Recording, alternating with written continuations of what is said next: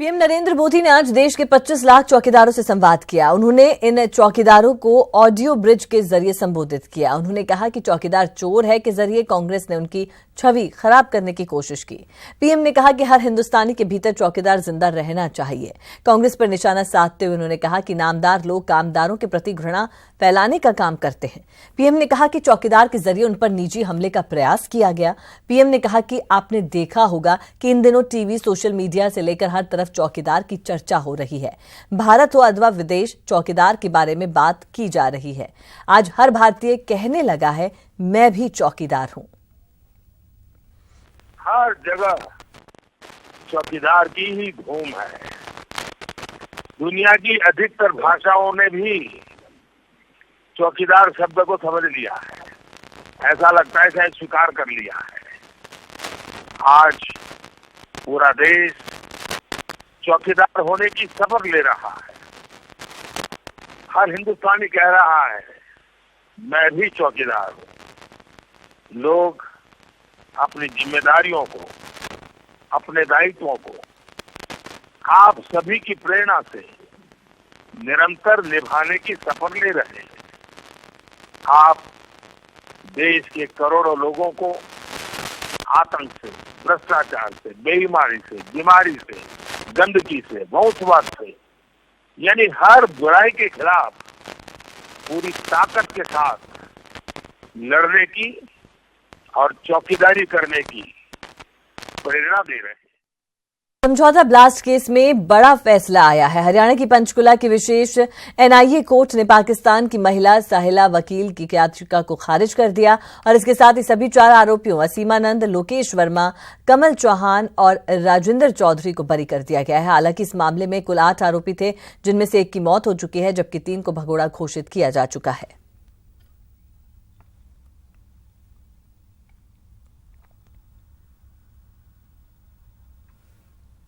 PM Modi ने अपने blog में वंशवाद को लेकर कांग्रेस पर निशाना साधा है। साथ ही मतदाताओं से अतीत को याद रखकर वोट देने की अपील की है। हालांकि कांग्रेस ने भी पीएम मोदी के ब्लॉग का जवाब देने में देर नहीं की।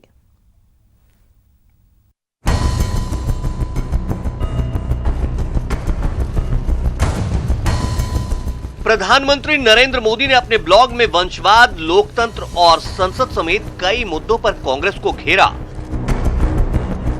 साथ ही कांग्रेस के कार्यकाल के दौरान हुए कई फैसलों पर सवाल उठाए। पीएम मोदी ने अपने ब्लॉग में लिखा कि इमरजेंसी लागू कर कांग्रेस ने साबित किया कि वो एक वंश की रक्षा के लिए किस हद तक जा सकती है।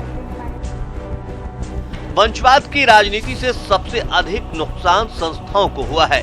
प्रेस से पार्लियामेंट तक, सोल्जर्स से लेकर फ्री स्पीच तक, कॉन्स्टिट्यूशन से लेकर कोर्ट तक कुछ भी नहीं छोड़ा। पीएम मोदी ने बताया कि साल 2014 के चुनाव के दौरान देशवासी कितने दुखी थे। भ्रष्टाचार और घोटालों की बात करते हुए पीएम ने फ्रेजाइल 5 का जिक्र किया और लिखा, साल 2014 का जनादेश ऐतिहासिक था। भारत के इतिहास में पहली बार किसी गैर वंशवादी पार्टी को पूर्ण बहुमत मिला था। जब कोई सरकार फैमिली फर्स्ट की बजाय इंडिया फर्स्ट की भावना के साथ चलती है तो ये उसके काम में भी दिखाई देता है। ये हमारी सरकार की नीतियों और कामकाज का ही असर है कि बीते 5 वर्षों में भारत दुनिया की शीर्ष अर्थव्यवस्थाओं में शामिल हो गया है। पीएम मोदी ने ब्लॉग में लिखा कि कांग्रेस का आंतरिक लोकतंत्र में कोई विश्वास ही नहीं। कांग्रेस हमेशा से रक्षा क्षेत्र को कमाई के एक स्रोत के रूप में देखती आई है। संस्थाओं को अपमानित करना कांग्रेस का तरीका रहा है। उनकी सोच यही है कि सब गलत हैं और सिर्फ कांग्रेस सही है, यानी खाता न बही, जो कांग्रेस कहे वही सही। जब भी आप वोट देने जाएं, अतीत को एक बार जरूर याद करें कि किस प्रकार एक परिवार की सत्ता की लालसा के चलते देश ने भारी कीमत चुकाई। हालांकि पीएम मोदी के वंशवाद को लेकर ब्लॉग हमले का कांग्रेस ने भी जवाब दिया है। ये कि जो उनके खिलाफ बोलते हैं वो डरते हैं, बिल्कुल डरते नहीं हैं। चाहे कुछ भी करें, हमें जितना प्रताड़ित करें, हम डरते नहीं हैं। हम उनके खिलाफ लड़ते रहेंगे। जितना हमें करेंगे उतनी जोर से हम लड़ेंगे। पहले वो भारतीय जनता पार्टी के अंदर झांक कर देखे एक लंबी कतार है भारतीय जनता पार्टी के नेताओं की जो वंशवाद चला रहे हैं या जिनकी विरासत चल रही है। अपने ब्लॉग में पीएम मोदी ने 5 साल के विकास कार्यों का भी जिक्र किया। साथ ही 2014 में विरासत में मिली अव्यवस्थाओं को सुधारने में एनडीए सरकार के कामकाज और उपलब्धियों को गिनाया। Bureau report, news 18।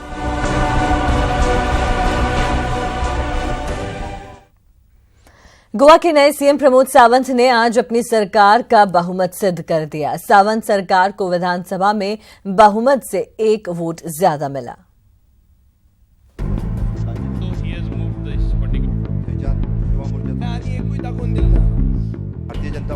गोवा में नई सावंत सरकार के विश्वास मत हासिल करते ही वहां जारी राजनीतिक संकट खत्म हो गया। बीजेपी की अगुवाई वाली सावंत सरकार को गोवा विधानसभा में बहुमत से 1 ज्यादा वोट मिला और बहुमत हासिल करने के बाद सीएम प्रमोद सावंत ने दिवंगत सीएम मनोहर पर्रिकर को याद करते हुए सरकार की प्राथमिकताएं गिनाई। प्रायोरिटी जो रहेगी तो administration is the first priority, okay, to line up and the infrastructure projects जो डिले हो गए हैं थोड़े से उसको जल्दी से जल्दी फास्ट करना। मैं फिर से कहता हूँ, ex CM of Manohar Parrikar जिन्होंने जितने सारे सपने गोवा के बारे में देखे हैं वो आगे लेके जाना, दैट इज द प्रायोरिटी। एक तरफ सावंत सरकार ने गोवा विधानसभा में बहुमत हासिल किया तो दूसरी तरफ कांग्रेस ने बीजेपी पर आरोप लगा दिया कि उसने गड़बड़ी कर बहुमत साबित किया है। हालांकि सीएम प्रमोद सावंत ने कांग्रेस के इस आरोप का करारा जवाब दिया। गोवा की हिस्ट्री में पहली बार ऐसा हुआ है कि 40 का हाउस है आउट ऑफ 40, उनमें से कम 21 होना चाहिए थे, लेकिन पहली बार 20 वर्सेस 15 ऐसे मेजोरिटी उन्होंने पास की है। और वो भी इसमें पता चलता है कि उन्होंने वो विधायक 21 तक एक करने के लिए क्या क्या किया है पिछले दो तीन दिनों में, वो सबको पता है। जो स्पीकर बैठा था, जब टाई हो जाती है तो स्पीकर का वोट काउंट किया जाता है। एट प्रेजेंट स्पीकर का वोट काउंट नहीं किया, नहीं तो हमारे पास 21 का बहुमत है, डेफिनेटली पूरा बहुमत है। ऑल्दो द हाउस की स्ट्रेंथ 36 है, उसके लिए 19 का बहुमत भी बहुत हुआ, फिर भी हमारे पास 21 है। बता दें कि गोवा में 40 विधानसभा सीटें हैं, जिनमें अभी 4 सीटें खाली हैं। लिहाजा गोवा में 36 विधानसभा सीटों के हिसाब से ही बहुमत तय हुआ, जिसके बाद गोवा विधानसभा में बहुमत साबित करने के लिए 19 विधायकों की जरूरत थी और कांग्रेस के 14 और एनसीपी के 1 विधायक के मुकाबले बीजेपी ने विश्वास मत हासिल कर लिया। गोवा के सीएम मनोहर पर्रिकर के निधन के बाद गोवा में राजनीतिक संकट गहरा गया। गोवा सरकार के अल्पमत में आने की बात कह कांग्रेस ने राज्यपाल के पास सरकार बनाने का दावा भी ठोका था, लेकिन सोमवार को देर रात प्रमोद सावंत ने गोवा के सीएम पद की शपथ ली और बुधवार को बहुमत साबित कर राज्य को राजनीतिक अस्थिरता से निकाल लिया। Bureau report, news 18 network. और चलिए बात प्रदेश की, जहां सीएम अशोक गहलोत ने जोधपुर दौरे पर होली के मौके पर आज सीएम गहलोत अपने गृह जिले जोधपुर पहुंचे, जहां वो कांग्रेस के होली मिलन समारोह में शामिल हुए और इस मौके पर सीएम गहलोत ने समारोह को संबोधित किया। उन्होंने मोदी सरकार और बीजेपी पर जमकर निशाना साधा और नसीहत भी दी।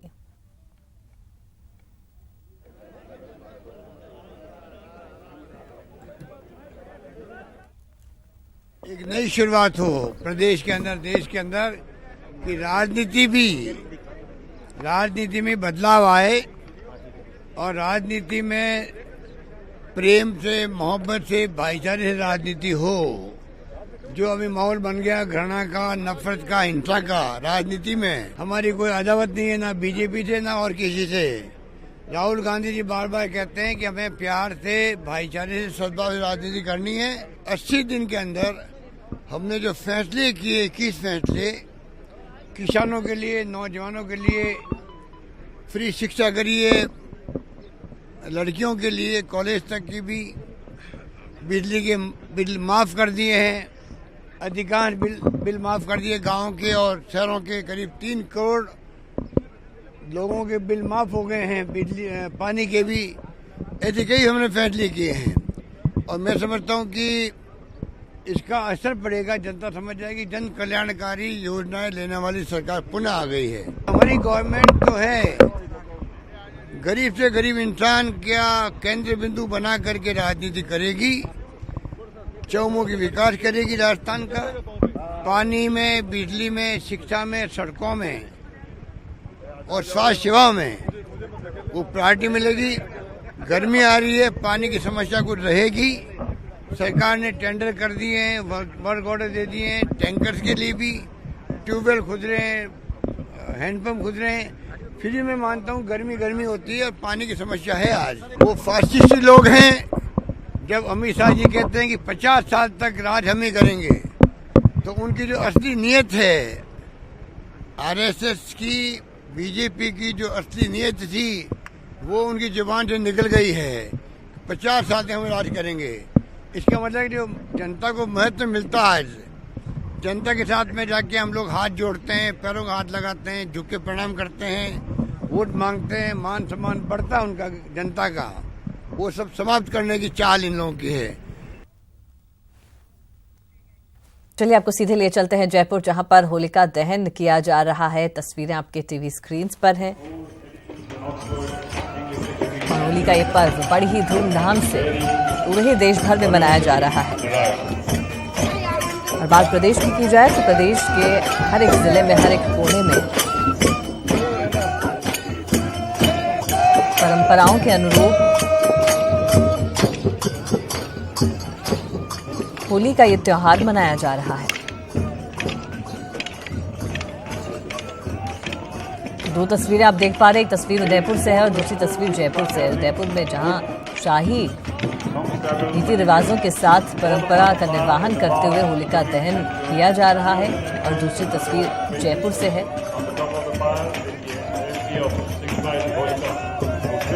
वहां भी पूरे पारंपरिक तौर तरीकों से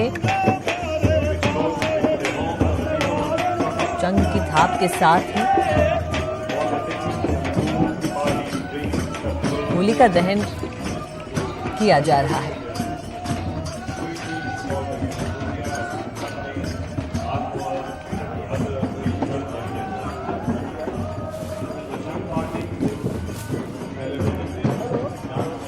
तो तस्वीरें आप देखिए, 3 तस्वीरें आपकी टीवी स्क्रीन्स पर है। पहली तस्वीर पुष्कर से है। यहाँ पर भी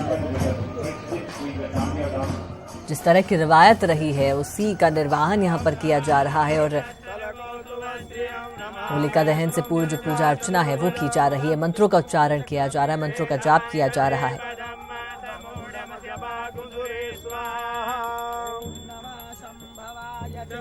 भवाय च नमः, शंकराय च महेश्वराय च नमः, शिवाय च शिवतराय च, श्रीष्यते लक्ष्मी शपथनाम अहोरात्रे पार्श्वे नक्षत्राणि रूपमश्विनो व्यातं निघाणं मयि घाण सर्वलोकं मयि घाण।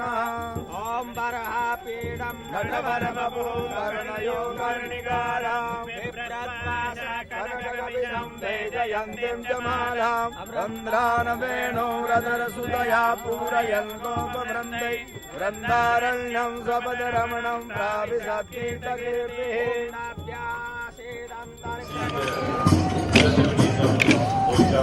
तस्वीरें आपके टीवी स्क्रीन्स पर हैं। हर जगह देश के हर एक जिले से तस्वीरें आ रही हैं। होलिका दहन का जो शुभ मुहूर्त था 9:15 पर,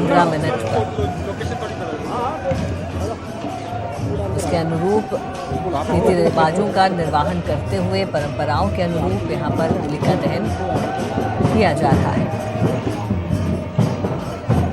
तस्वीरें आप यहाँ पर देखिए, पहली तस्वीर पुष्कर से है, दूसरी उदयपुर से है, अब कीजिए दूसरी तस्वीर जयपुर से है और तीसरी उदयपुर से है।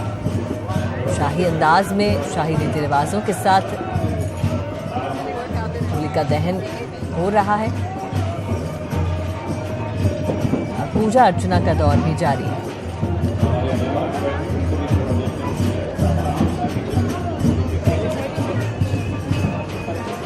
तीनों ही शहरों की बात करें तो यहाँ पर पर्यटन की दृष्टि से भी बड़ी संख्या में विदेशी पर्यटक यहाँ पर पहुँचते हैं और ख़ासकर होली के त्यौहार के दौरान बड़ी तादाद में विदेशी पर्यटक आते हैं और इस उत्सव में हिस्सा लेते हैं और इस उत्सव में शामिल होते हैं और पूरा लुत्फ उठाते हैं। तस्वीरें आप देख सकते हैं, पुष्कर से तस्वीर है, जयपुर से ये तस्वीरें हैं, उदयपुर से तस्वीर है। जहां उदयपुर की तस्वीर की अगर बात की जाए तो यहाँ पर पूरा इंतजाम किया गया है कि जो विदेशी पावड़े यहाँ पर पहुंचे हैं वो भी इस त्योहार को, इन रीति रिवाजों को नज़दीक से देखें और किस तरह से परंपराओं का निर्वाहन किया जाता है उसकी एक झलक उनको यहाँ देखने को मिल रही है। खास इंतजामात भी किए गए हैं।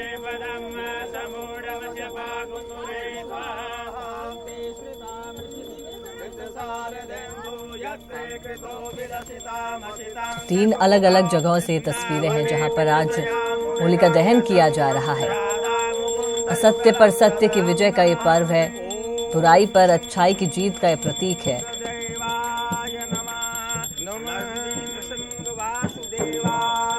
और आज से पहले तक जो रिवाज रहे हैं, जो रीत रही है, उसको यहाँ पर निभाया जा रहा है। और उसके साथ ही शुभ मुहूर्त के वक्त पूजा अर्चना के बाद होलिका दहन किया गया।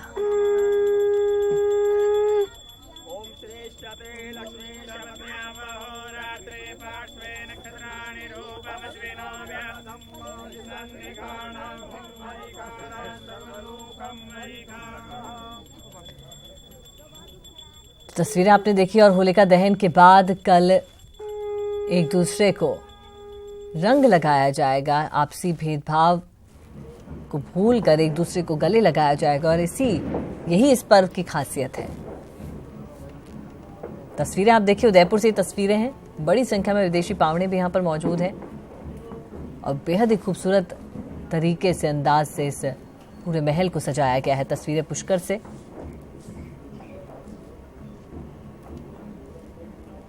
तमाम रीति रिवाजों का निर्वहन किया गया और उसके बाद पूजा अर्चना हुई और अब कुछ ही क्षणों में होलिका दहन किया जाएगा।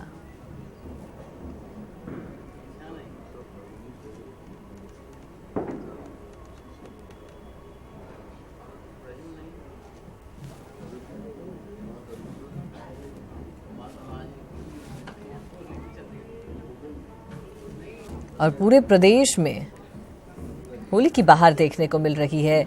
लोग एक दूसरे को बधाइयां दे रहे हैं और आज होलिका दहन के बाद कल होली मिलन के लिए एक दूसरे के घर जाया जाएगा और एक दूसरे को रंग लगाकर इस त्योहार को मनाया जाएगा।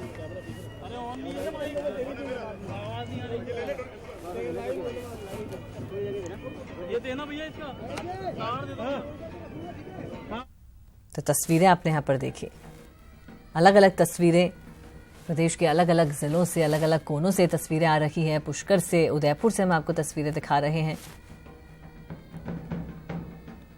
जहां बात पुष्कर की जाए तो तस्वीरें आप देखिए, पूजा अर्चना की जा रही है, परिक्रमा दी जा रही है और उसके बाद होलिका दहन होगा।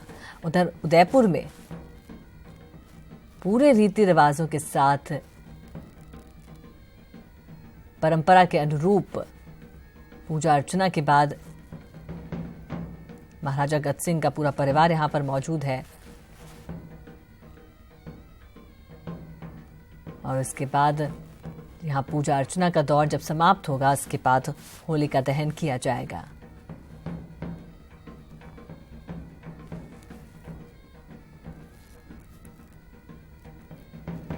और बात की जाए पुष्कर की और उदयपुर की तो बड़ी संख्या में विदेशी पर्यटक भी यहां पर पहुंचते हैं और उस त्योहार का, रंगों के इस त्योहार का वो भी लुत्फ उठाते हैं। तो उमंग का, उल्लास का, उत्साह से भरपूर ये पर्व है।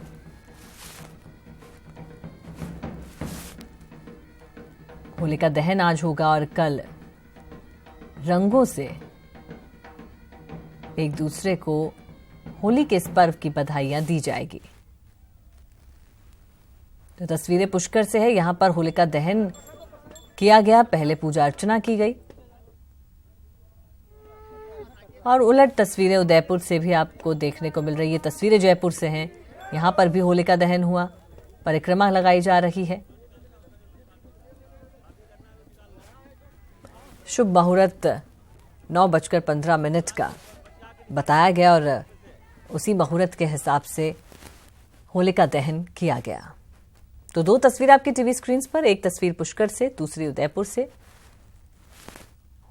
होलिका दहन यहां पर हुआ और होली के इस पर्व को बड़े ही धूमधाम से पूरे ही प्रदेश भर में मनाया जा रहा है।